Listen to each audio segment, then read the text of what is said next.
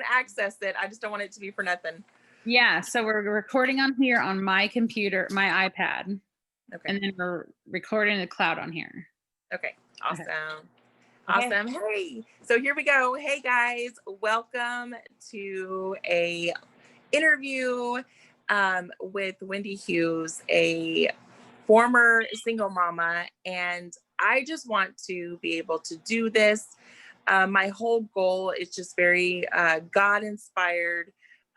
Is to encourage other single moms. You know, there's just so much um, just so much dismay, so much turmoil, you know, so much things that go on in the lives of single moms. And I was one, I know, you know, and to just kind of connect and make a community of other, you know, ones that have been there, have done that, and have come out the other side, you know, is just definitely our heart and our passion and the reason we do what we do every single day. So I want to introduce you to a wonderful friend of mine.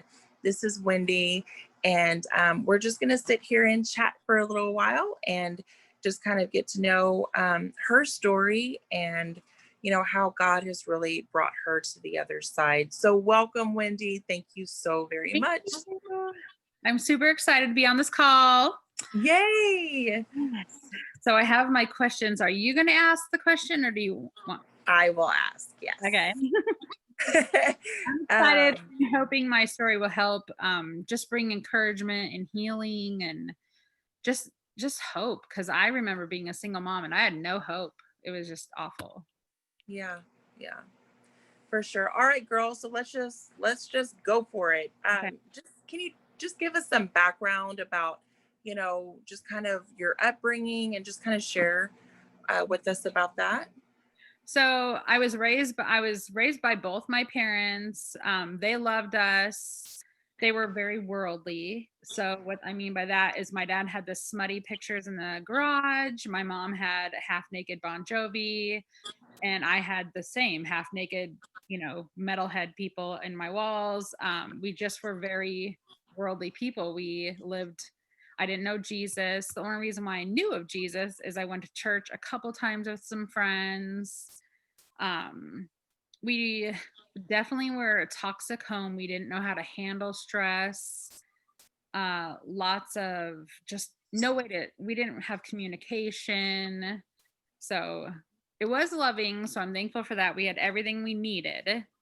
So, many people have had a lot of bad things happen. So I'm thankful for my parents doing that, providing for us. So, yeah. Yeah, yeah. And so, you know, you're a young woman now, and what was that for you? Because I know, you know, just us transitioning, you know, and growing up and maturing, and then, you know, we kind of graduate high school, and then what was that transition like for you? Because I know that's hard. Yeah. So my dad was really never around.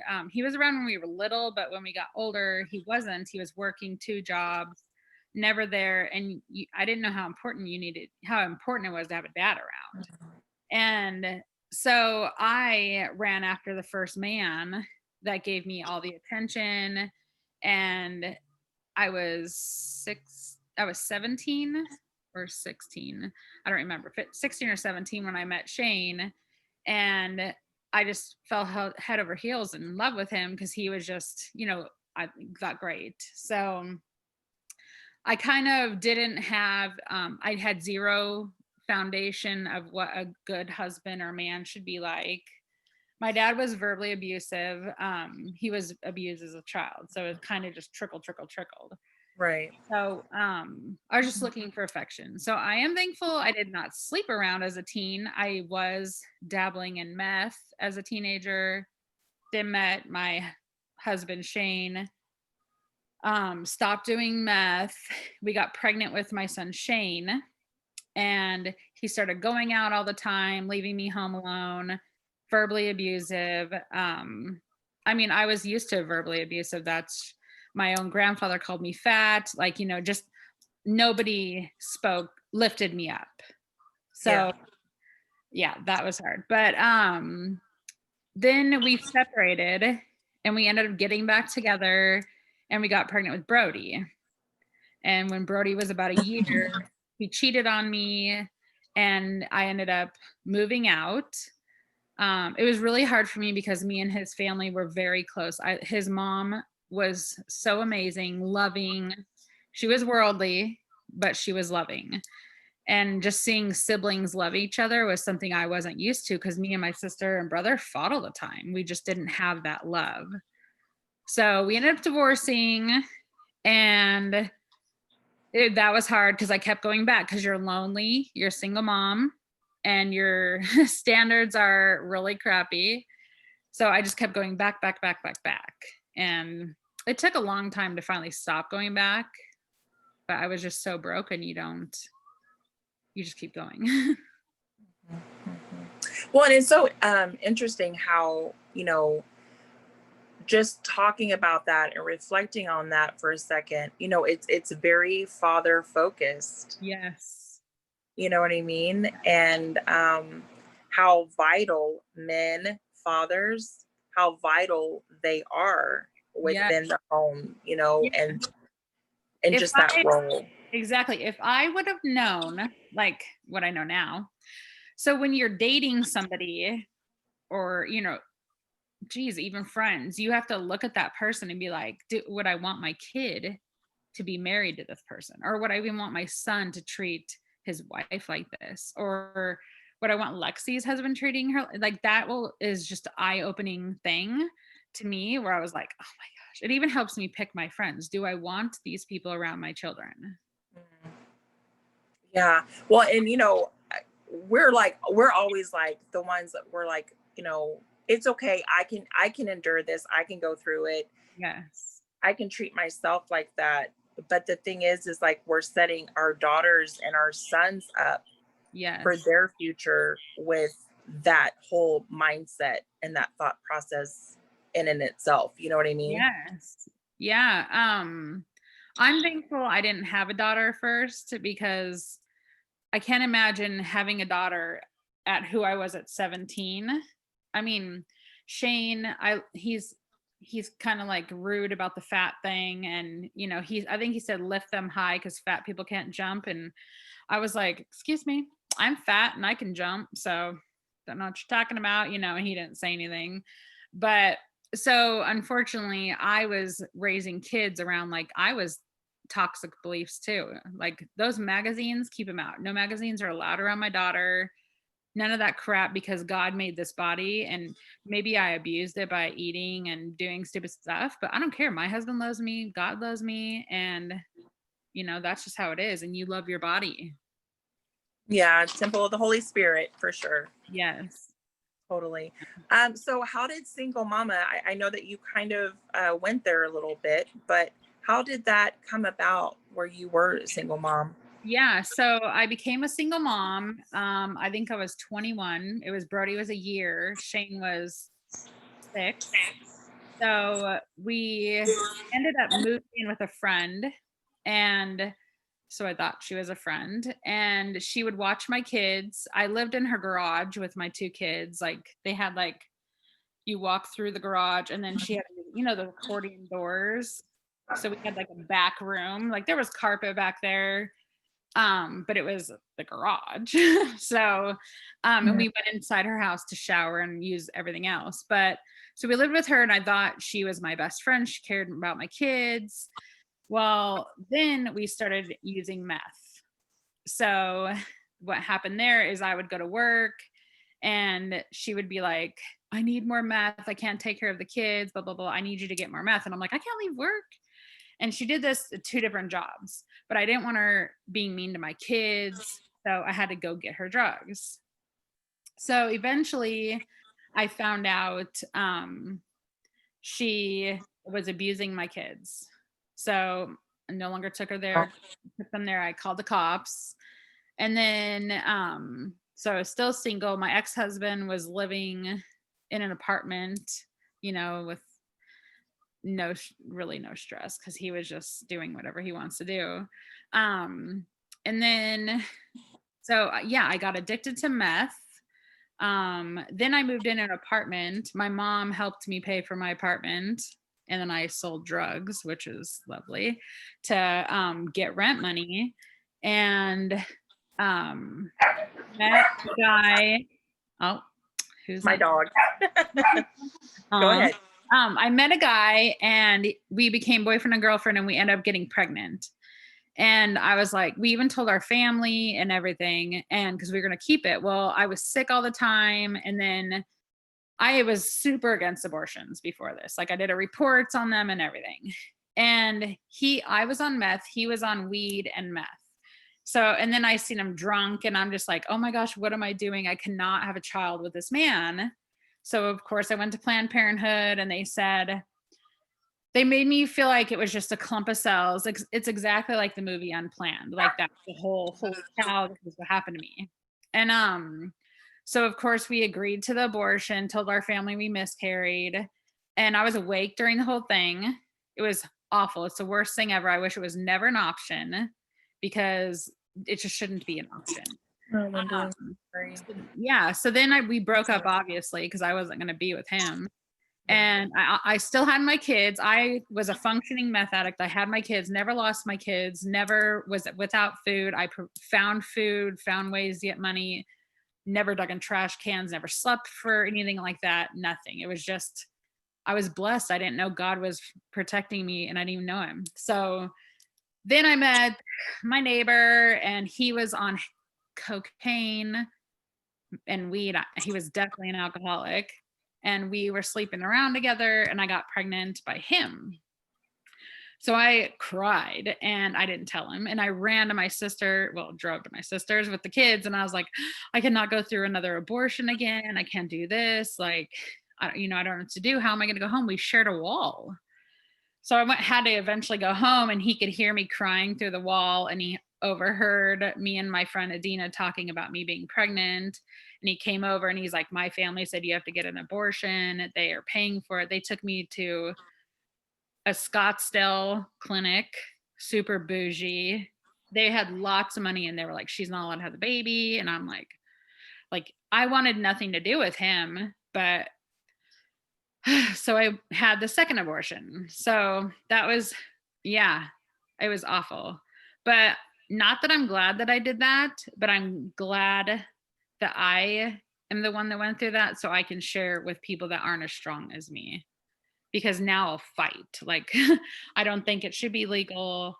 I'm going to fight for those unborn babies because I know it's not even the unborn babies, it's the mamas because they have to live with that.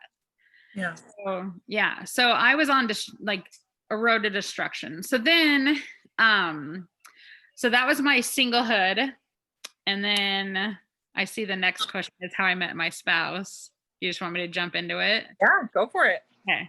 So that's how I met my husband. So me and my ex-husband decided to try to get back together and he was using meth and I was like, oh, hell no, I'm not being with this man who is doing meth. Like I can do meth and I can feed my kids, sleep on them, eat, whatever. I can be a mom. Mm-hmm. I am not putting my kids around that. He is like hallucinating, seeing things like he's a normal tweaker. And I was like, I'm not being with that. So we had gotten an apartment and we were going to move into it. And I moved my crap over there. Well, he was being his same self, toxic. He has a good heart for the kids, but he is broken. So he is hot-headed. So I ended up being like, I can't be with this guy. I can't do this again. So I told him, I can't be with you. Well, I met Chad and I had no interest in this man because Chad was super like dorky, I guess you want to call it. He was just a good boy. I didn't like good boys. I liked tall, skinny, naughty, bad boys. And Chad was a sweet, kind, compassionate, very young man. I think he was 21 and I was like, I think 26 at this time. So yeah. So he's like, I have an extra room. You and the kids can just come live here and pay half the rent and that would be fine. And I was like, okay. And I wasn't interested in him. So my ex-husband was like, "Oh my gosh, you're cheating on me." He just got so mad. And I do feel really bad because that was pretty crappy. But so I moved in with Chad, who is now my husband, and he was just super sweet, respected me. He respected my kids. He was a bit military style, like with the kids, like where he's like, "Oh, they don't do that. They need to, like." He said something about taking their Christmas away, and I looked at him like he was batshit crazy. I was like, no, we don't do that. So he had some changing to do too. So we ended up falling in love with each other, and we got pregnant with Caden, oh no, we didn't. We got pregnant with the baby before Caden. And so we got pregnant in January, and I ended up miscarrying the baby in April, and it was really bad. Yeah, it was like a scene from Unplanned where she took the pill and it was just clumps. It was just so bad. And so Chad is forever scarred because it was bad. And so they had to take me to the ambulance. It was just really bad. And so I felt guilty because I knew I was on meth. Chad had no idea I was on meth because I was a functioning addict. Yeah. So we ended up, I felt really guilty and I just used so much meth. Well, he ended up going to Korea because he's in the military. And he left in like June, I think.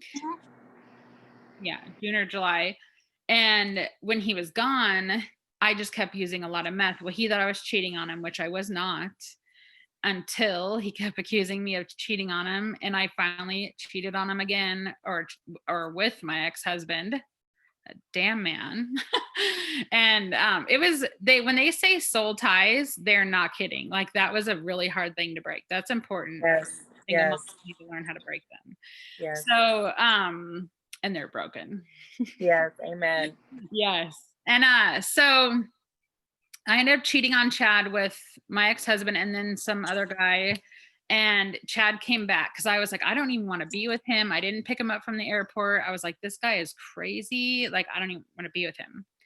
So he came and we ended up working things out. He came home for 30 days. They get a mid-tour and we ended up getting pregnant with Caden. And I was like, oh crap, because I'm on meth still. And I was like, I don't know what to do. So I ended up telling him, I am on meth. I need you to know because I need to quit, but don't be telling me what to do. I need you just to hold me accountable, but don't tell me what to do. But I need someone to help me. Because I literally, before I even met Chad, I sat on the ground with the white pages asking for help from places all over. No place like you existed. Because if a place like you existed, it would have been a blessing. I would have been drug-free. It would have been amazing. So nowhere helped me. I had to do it all by myself. And then if you check in, you have to pay all this money, but you can't bring your kids. And leaving my kids was never an option. No one was good enough to raise my kids ever. Yeah. Me as a meth mom was better than anything. Yeah. So yeah.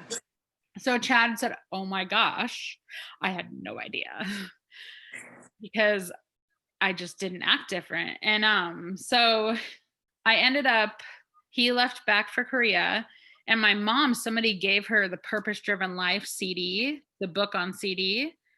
And so I remember laying on the ground and listening to it when I'd go to sleep. And that is how I got clean. Like God came to me through that CD, and it was so amazing. Like, wow, Wendy. Yeah. So I got clean all on my own. Pregnant with Caden, and it was just the purpose-driven life seriously led me to Jesus. Wow. Amen. Yeah. Yeah. Wow. And when you talk, like, I know this whole thing is authentic. I already know. And I know you. Yeah. And I know you're an authentic woman. But what you just said, like the last 30 seconds, the last 60 seconds, that was so rich. That was so authentic. That was your life transformation. Like that was it. That's when it all turned around, right?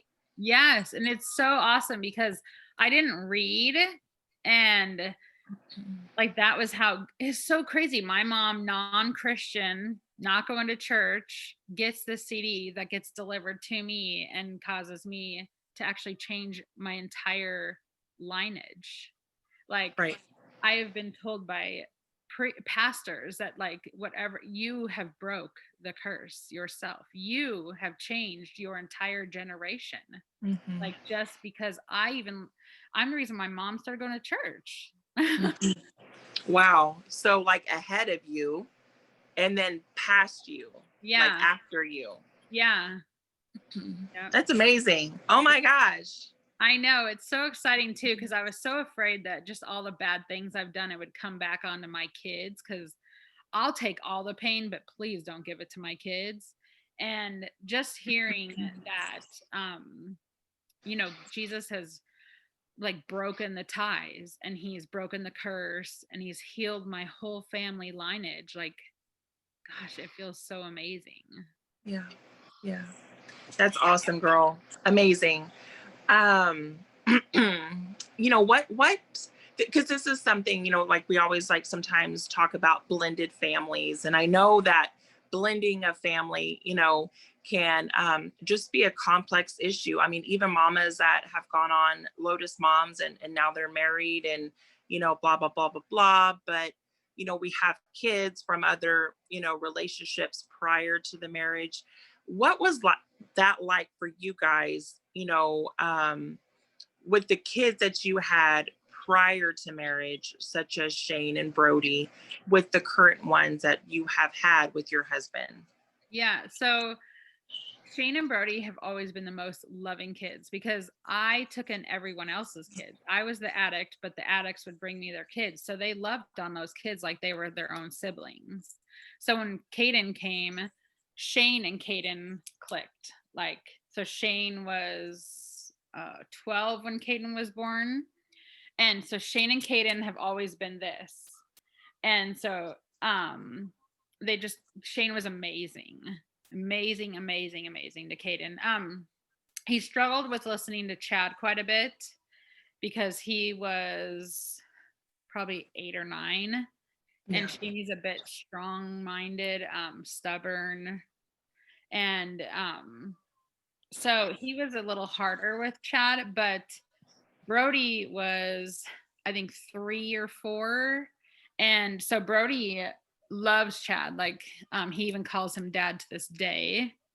And so, but Brody and Lexi have always been close. So Brody is, well, now 21 and Lexi is 9. So, but when I had Lexi, Brody just swooped in and it was like his baby. So, Yeah. yeah, there's no difference between, you would never know they have different dads with the way they treat each other. To them, they are the full on blood siblings. Like, technically, even if they weren't even blood at all, it wouldn't even matter. The kids wouldn't notice. But I will say, I was talking to Brody before this, because I wanted to know what he thought a difference was between him and Caden, or him and Shane and Caden and Lexi. And he said he likes how Lexi and Caden get along and do things together, whereas Shane and Brody didn't have that knit relationship. And it was just because we were broken. We just had so much anger and division, and communication was never taught. And so I've had to learn how to communicate. And so now, I mean, I've worked on Brody through the years, but when you're that set in your way, it's hard for transformation. So, but Brody's getting better at communicating. Like today when we had our conversation. So, but he did say, yeah, like Shane and Brody have short tempers, and they were raised on no foundation. Whereas Lexi and Caden, I mean, Caden, I was just getting into Jesus, but by the time he was old enough to see communication and stuff, they've seen what it's like for parents to disagree with something and violence not happen. They know what it's like for me and Chad to argue and disagree and then come to an agreement. So Shane and Brody didn't get to see that. They saw pushing, running away, drinking. And even on my own part, I wasn't innocent. I didn't know how to handle arguments. The stressors. My family would run away, throw crap. Like, they ran away from problems. No one ever talked. So that's one thing I'm teaching Lexi and Kaden. Heck, I'm teaching myself and my husband. Like, mine and Chad's marriage was this is my Lexi. Hi, Lexi. Hi. Yeah. So that's one thing Chad and I have learned to communicate, because he also was raised in a family like with no communication, and his is worse because his mom wanted to look perfect on the outside, and it wasn't. And even still this day, she thinks she was a perfect mom, and there's no such thing as that. Right. Right. I'm not even the perfect mom now. I mess up all the time, but I just Mhm. apologize to the kids. So yeah. I do think with the moms coming through to you, I think them finding healing from the trauma, a Christ-based healing is super important. The Healing from the Inside Out class that I did, the book, the retreat, that was life-changing to me, because it showed me that God loves you even if you have killed babies and done stupid things. No, baby. Nope. So that was super important to me. And it's helped me just be who I am now, like forgive myself and teach these kids. So yeah. Yeah. Jesus paid it all, girl. Yeah, exactly. Jesus paid it all. All right. So Wendy, what advice would you give to to others, specifically to other single mamas that are just going through the trenches right now? Yeah, well, definitely to appreciate the opportunity they have of being in your ministry, because like I said, I was living in a garage, living in one bedroom with two kids in this one girl's house. It's scary being homeless and having no family to help you. Yeah. And so, and like the government wouldn't house me. So just appreciate where you're living. And even if I don't know, like the rules, but even if there's some rules that they don't like, just do it, because you never know. Like obviously, Dawn, you're not going to do anything or lead them in something bad.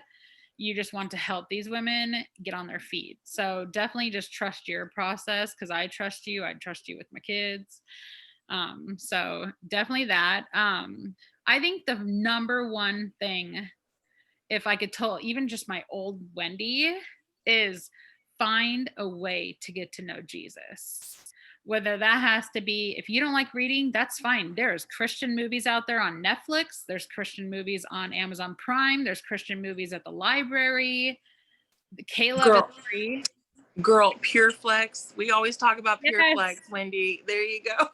Well, YouTube even has some movies on there if they don't have a membership. But let me tell you, every single one of us can afford $8 a month, because we could always find that little way to go get our little soda. $8 a month for PureFlix. You are fed like great movies. Right.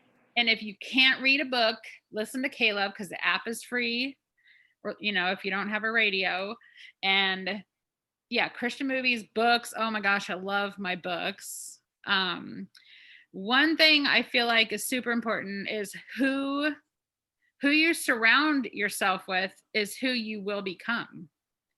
So I had friends that even as a healed woman of Jesus after having Lexi, I had a friend who hated her husband. She was very materialistic, had to look to the nines. Is that vain, right? Just like, yeah, only and very mean to her kids, didn't appreciate her kids. And I had fun with her, and I liked her kids, but she was super toxic. So I had to like break up with her, and I told her, I'm sorry, I can't be friends with you. We're just on two different paths. Woo, she was pissed. I'm still blocked to this day, and that was in 2012. So or no, 2013. So it's been 7 years and she's still angry with me, but I know God is protecting me, because she was up to no good, and you can't hang around poison and think you're not going to become poison, because I was super like, I wasn't as in love with my husband as I am today. And so just watch your friends. I think it's super important as well just to be careful because like my best friend abused my kids. So trust your gut. Be careful with if your so-called babysitter is rude to some other kids, they're going to be rude to your kids. Hmm. That's Right. important. Also, this is my check meter. I literally tell everyone this is what I even told my own husband because he, like I said, was military. He is military, but he was military with the kids. And I said to him, would you be okay if Lexi was married to a man like you? And at first he got pissed. Yes. Because he was very selfish. It was his way. He was just a selfish man, which everybody goes through all that. So that I feel like was the biggest thing, but also it even checks me because I was like, would I want Caden married to a woman who's like drama? And, just like, I don't want somebody to walk on eggshells to be married to me. You know what I mean? And so I am not perfect. I still mess up. I'm sometimes not the woman that I want my son married to. But that is the best meter I feel like ever is, are you good enough for your child to be married to, or you know what I mean? Like, do I Yeah. want Lexi treating her husband the way I treat Chad? So sometimes I have to check Right. myself. Right. So, and definitely finding a healthy support group or church, like that is vital. You Hmm. really need the friends. Even me to this day, like I've struggled so much, and I have these friends around here, and I've been like, well, I haven't drifted away from them, but they're drifting away, and I've been super sad. And I'm like, what's going on? And a pastor told me, um, you have friends walking out of your life because they're making room for new ones, because those friends didn't elevate you to this level in Christ that you're going to be raised to. So we just have to trust the process. So even if you're like Good. alone, yeah. And honestly, like being alone for a little bit is the best thing ever because you can focus on your kids, you can focus on your relationship with Jesus and yourself. Girl, yes. And we have someone within our ministry. She's currently a board member. And I remember her talking with Mama E, Mhm. who we housed, it was about maybe 2 years ago.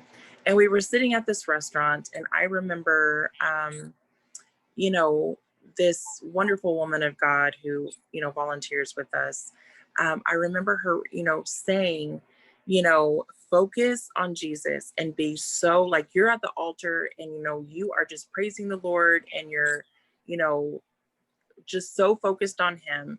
And the Lord will bring you someone, and all you'll have to do is turn your head, and there He will be so focused on Jesus too, Yes. but that you'll in essence know that it's the Lord. But the culture that we live in, with all of the music and the movies and this and that and just social media just being slammed down our throats, where we have to consistently depend and be, you know on somebody, or Yeah. feel like we need somebody, whether it's other women in our lives or other men, boyfriends and what have you. It just, whoa, like, and so what you're saying, it's huge, Wendy. Yeah, and like so one thing that I also found helpful is I was like, "Oh crap, I raised these two kids as a broken meth addicted mom with verbally abusive. I was verbally abusive and he was verbally abusive. We were just an unhealthy family. I raised these kids. Oh my, I ruined them. Like that sucks. I feel bad and it's not too late though because I apologized to both my children. Shane, my oldest, like I said, he has he like it's not that he has no feelings, he doesn't know how to express them. And he's never been an emotional sensitive person. So he's like, "You're fine, mom. I don't even know if you're fine, you're fine." And I'm just like, "I just love you. I just want you to know I'm sorry." Because even if they say we're fine, it's important to apologize to your children for messing up because we're never going to be perfect. Even the last few weeks, I've been just a mess because of this crap going on in the world, COVID.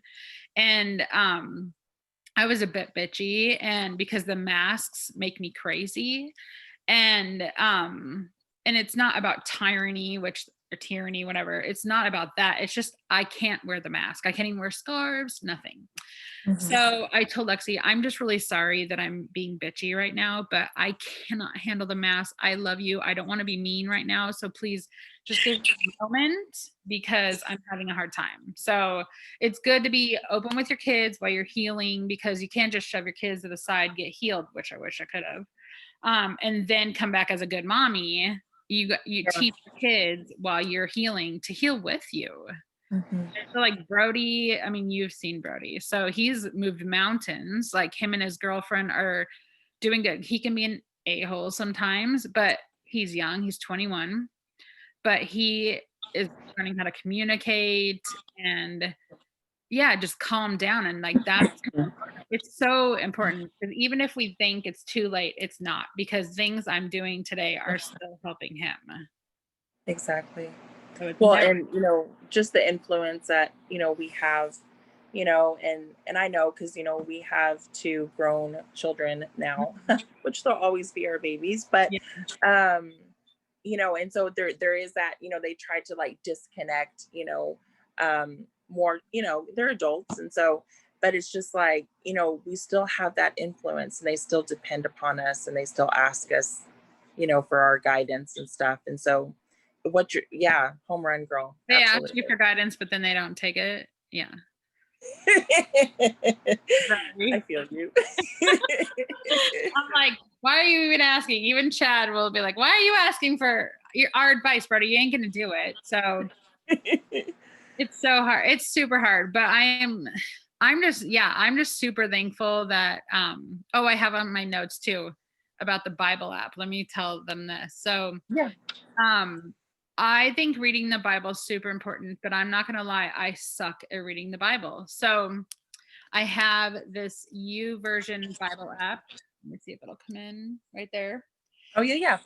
Yeah. And if you Yes. open it, they have an option for plans in here. And so like I'm reading one plan that has 15 days, or if that's even too overwhelming for them, they can find a plan for 3 days. But if I'm having a hard day, you can search plan for parenting your like parenting teens.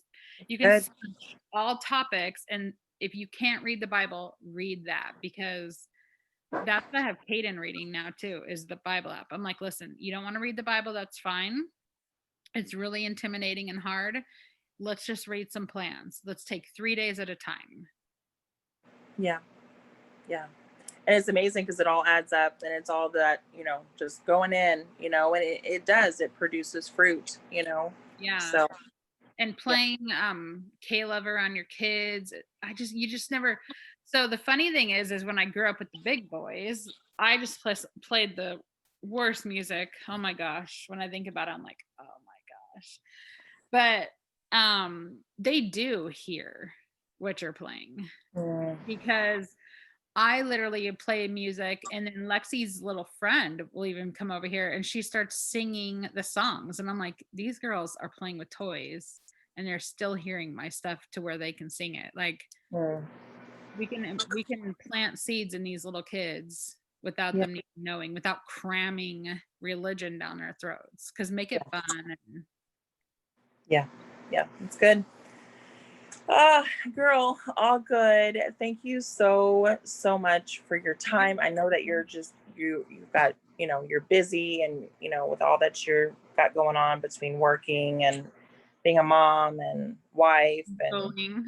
it's Ah, it's busy, it's hectic, I know. So I appreciate you, Wendy. Thank you so much. you're welcome. And so guys, we're just going to continue this. We're going to continue this. This is something that our ministry did back in, I think, 2014, 2015.